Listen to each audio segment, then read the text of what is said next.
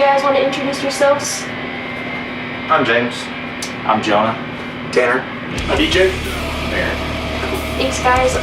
So to start off this interview, I just wanted to ask a few simple questions and then get into some like background history, what you guys got next, and questions like that. If you will go around again and just tell me what instruments you guys play. I do vocals.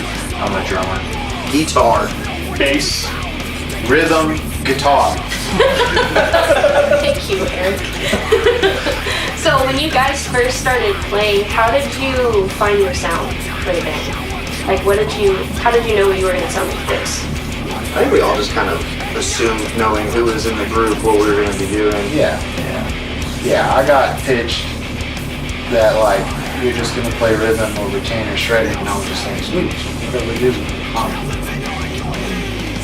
We all kind of jammed the same stuff, so it was pretty organic. How it came out, like.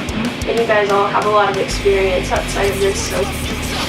Yeah, we've all been in different bands and stuff like that. So. What was the inspiration for your sound? Was there a band that made you want to play this? I think just all the bands I've been jamming throughout the years, but just like every other band I've been a part of, it's just bitter end.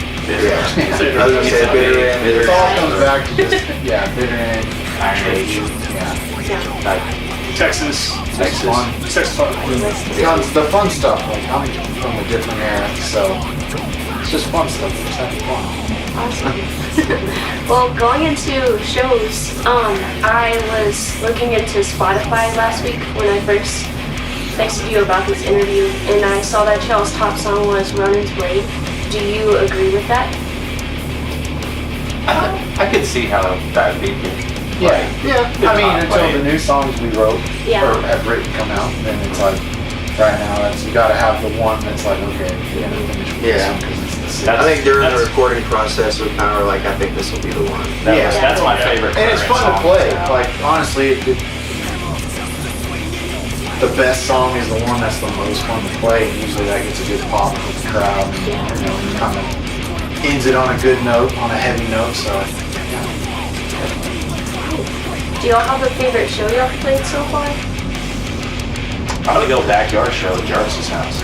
Yeah, that was a good one. I think even though our set got cut short, I liked the backyard set. the fact that the cops got called. Mid-set, couldn't finish, cops, And the kids lights in the background. Kids hanging off of the back fence. That was People going buck wild. That was People going wild. Yeah, it was a really, good time. really, really cool That was show. a good It was show. cool seeing how many people showed up to that too. Yeah, it was- Especially after that show got cut off and we had to go to Josh's house, and it was even more people who showed up. Yeah. Oh, yeah, that show was just crazy. crazy front to back. At a garage at a duplex.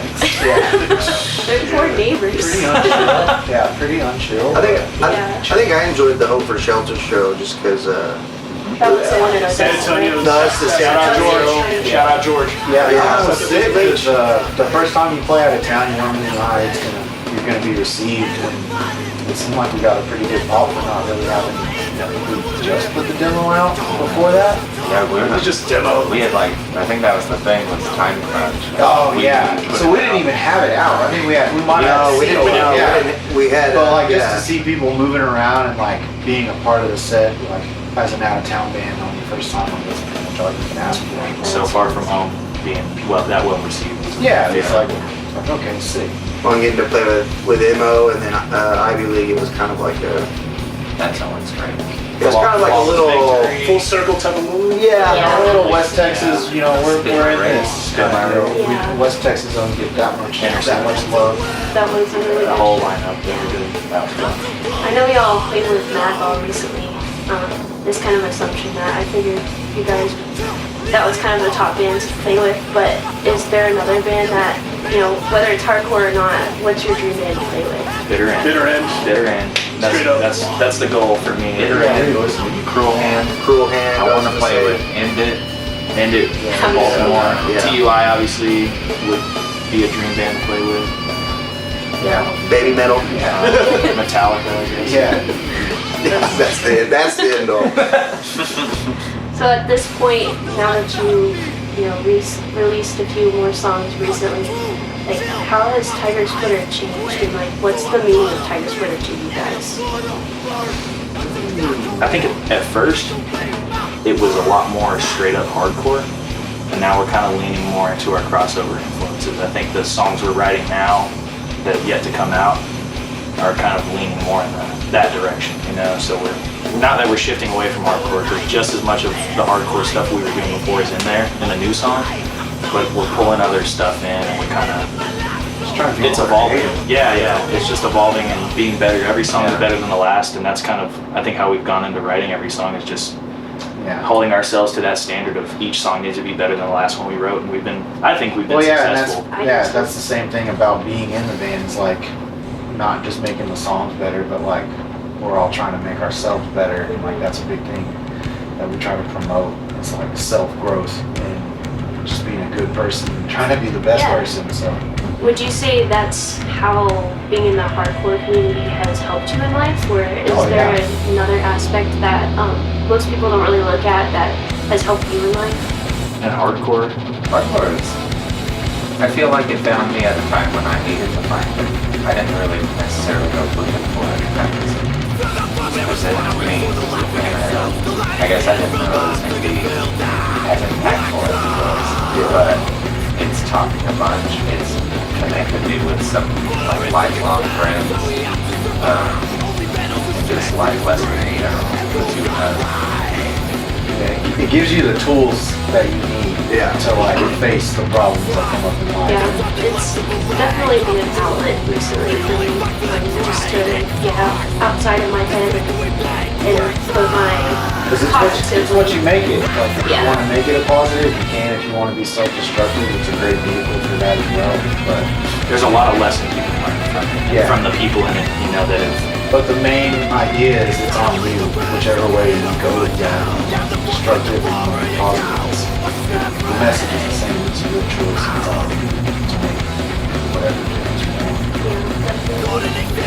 Well, when you were younger, did you dream about being in a band, or was this something that you expected or wanted to happen? Or did you have a different I always wanted to, but I never thought I could.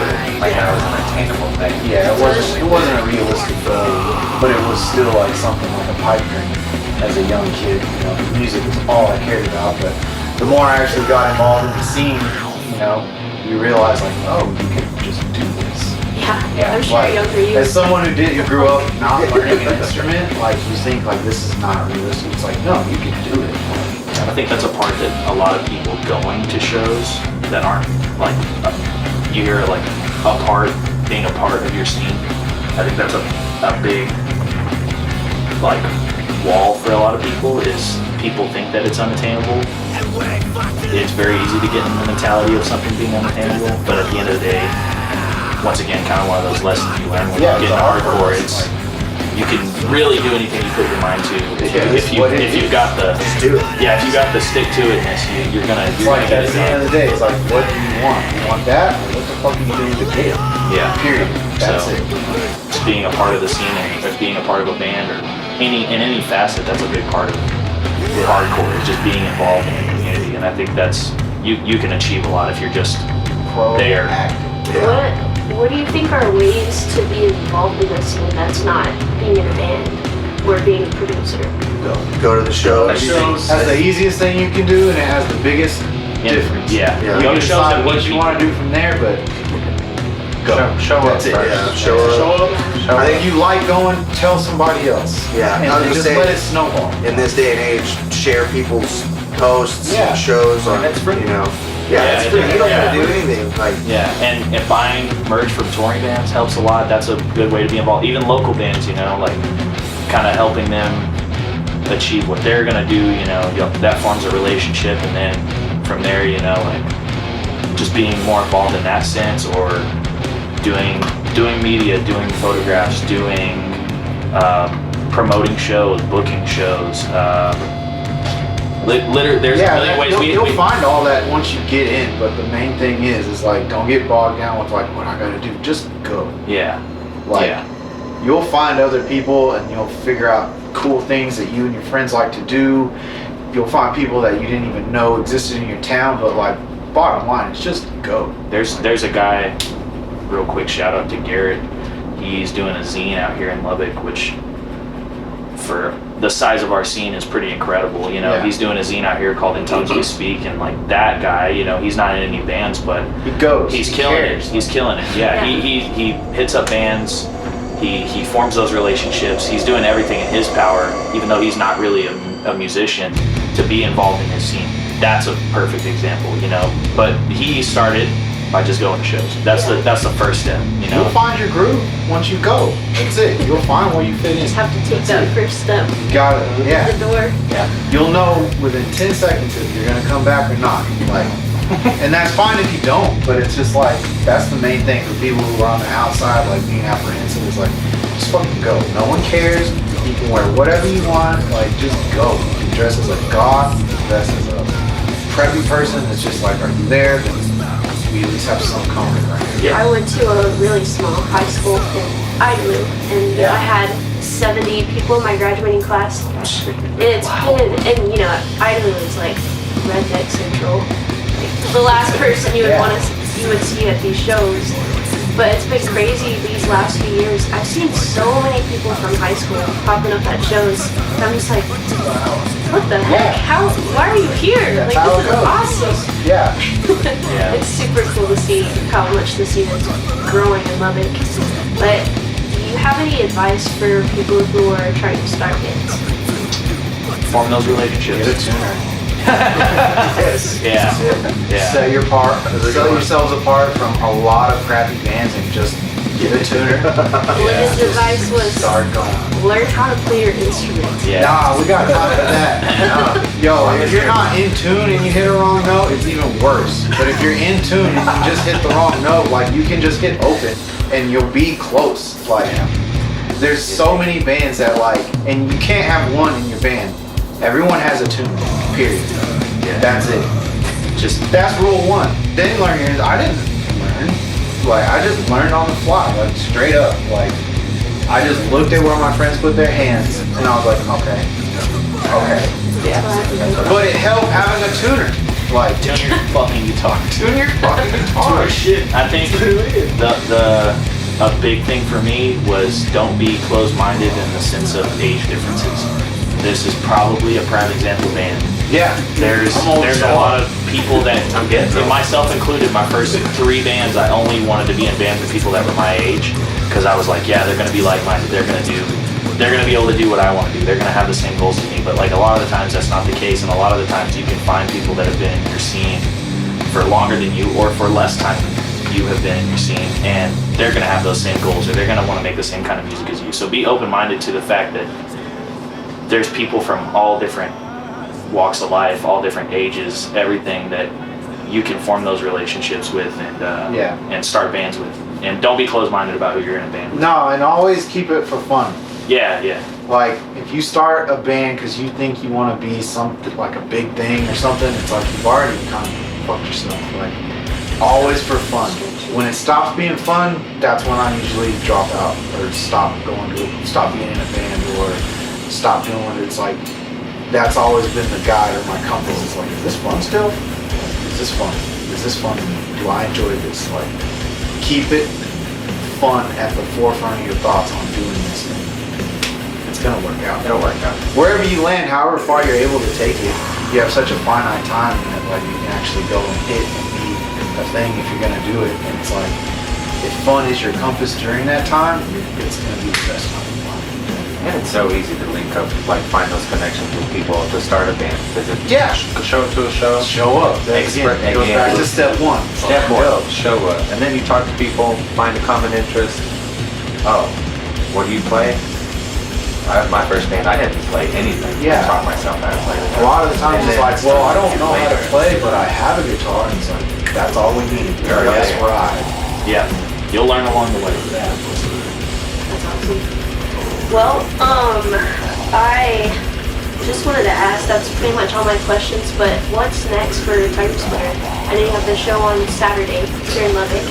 Yeah, we already got Lollapalooza on the 17th here in Lubbock, and then some unannounced stuff coming up in other parts of Texas that's going to be cool.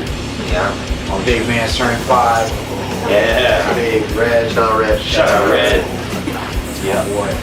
And we just got my girls back to school. Shout out. School. Shit. Yeah. Well, we got new songs we've been working on. Yeah, working on new songs. Oh yeah. Hopefully releasing some stuff. Hopefully have a Yeah, cool some announcement. recording plans and ideas, Yeah. and we're just trying to Some Keep media going, to put keep out going. soon. having fun. Awesome. Having fun. Having fun. We We're are having fun. having fun. Just go and have fun. That's the deal. Yeah, Cool merch. and Fun is fun. Cool merch, fun. Guess what? Cool merch equals Oh fun. yeah. Well, Hard training. Yeah. Raw power. Raw power. I know you've already shouted out a few people, but I just wanted to open up the floor for any more shout outs for businesses, just people, bands, whatever. Uppercuts. Uppercuts. Every day. That's all right. Go get your hair cut. Do the right. Do the right construction. You're right. I'm gonna say Aneurysm, Any trade. Casual Dreamer. Yeah. Spit my Mo. Shout out Mo. Spit my Restaurant. rage. Spit my rage. Shouts out Yourself. Shouts out Solar Dead. Shouts out Ballista. All the East Texas. Texas. Shouts out. Shout out Texas. Shout out Texas. Texas on top. Texas on top always. All day. Well, Jonah, if I gave you a Ziploc bag of boiled eggs, I mean that shit on stage. That's first step. I mean that shit right in front of everybody. I'll never look back there. It's a protein snack on stage, dude. I'm going. I'm about that, but I'm not about that at all. Dude, warm like pocket boiled eggs, you know? Yum. Yes. How old are we talking? Like, how old are He's these got guys? weight on It's like it. an hour or I two. don't know, I can they've make- been- Well, we're not gonna go on tour. they've yeah, depends on how far away the show It's is. different. Like, you just boil these eggs. The boiled egg now, bar. Okay, or- just get in the boiled egg. Well, let's say like a day old boiled eggs. Oh, I mean, I don't know about that. It's fine. good. Food safety it's a myth. The boiled I got food poisoning from that shit, and I still regret it. Ew. I bet it was good. I bet it was worth it. It was worth it, but You See, can make deviled eggs Yeah. if you prefer. I would like the fuck. actually, Over easy. Over easy. I'll go. Yeah. Can't stand it. I'm saying I'll eat a bag of boiled eggs. Over easy's the way. Any day of the week. Hand them to me. Bring boiled eggs to me at the show, please. Bring this man boiled eggs Please. when we're not playing. Dog. No, while we're playing, you can. I give you. Just If walk on stage. you go to security and show them your Ziploc bag of boiled eggs and say, "This is for the drunk," and they If go, we train and you ever smell like eggs, that's the last time. Got the egg sweats. There's etiquette involved here, and if I catch sulfur, No. You like pickled eggs? No. No. Bring this Yeah. man pickled eggs. Don't bring me no pickled egg. I ain't eating them. I'll throw them. Well, that's all the questions I had for you guys. Is there anything else that y'all want to say? Thanks for interviewing us. And Yeah, thank you for thank you doing It's all cool for that you're letting me do you're this. doing Yeah. this. Like, Thank I hope you. other people. these types of things are good to kind of just bring awareness to everything going on around in the scene, and kind of have hopefully bring in some people and just kind of keep things current for. Well, I'm having a lot of help on this, so I appreciate everybody that's helped me. Yeah. Jonah, Torn for letting me use his, whatever that, tripod. My mom for letting me use her camera. Yeah, You that's know, what it- There's that's a what lot it- of people helping out. Yeah, that's what that's what hardcore made is. this Yeah. great. So thank you Collaboration. guys. It's a community. man. And we'll see y'all on Saturday. Oh yeah. Yes. Shredding it. All right, cool. Free fucking Palestine.